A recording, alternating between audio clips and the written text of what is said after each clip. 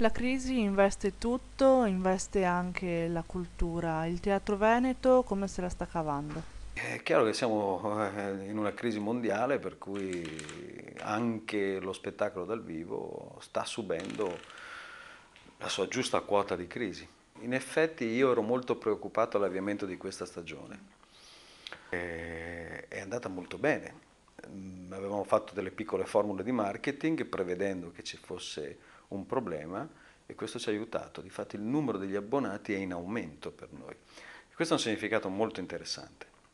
Da una parte perché significa che magari le persone hanno rinunciato ad andare al ristorante.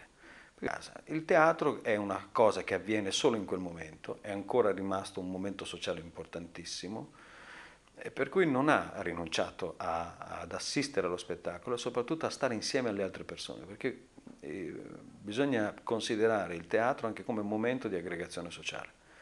Su questo ha vinto una partita, ha vinto una battaglia e soprattutto una cosa molto particolare che al teatro, a differenza di tutti gli altri diciamo momenti di socialità e di stare insieme, che una donna sola non ha nessun altro posto dove poter andare senza essere a disagio se non a teatro. Già al cinema fa un po' fatica ad andarci, anche in un ristorante da sola non ci va, in un bar fa fatica ad entrare, ma in un teatro ci va. Quindi il teatro trasmette ancora un senso di pulizia molto forte e molto importante.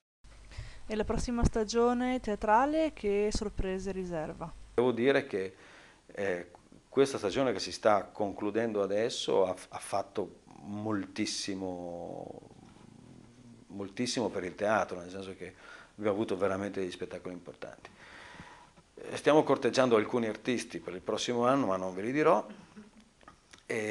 con la difficoltà enorme che ha ormai lo spostamento di uno spettacolo da una città all'altra, perché si tratta di artigianato, l'artigianato ha un costo, per fortuna il gasolio costa meno, ma giustamente io ammiro moltissimo per esempio quegli attori che in cinema guadagnano moltissime risorse, moltissimo denaro, però non trascurano il fatto di quanto è importante il vero contatto tra esseri umani e che è fatto solo esclusivamente dal teatro. Quindi io li devo ringraziare questi attori che veramente a star fermi in un set guadagnano molto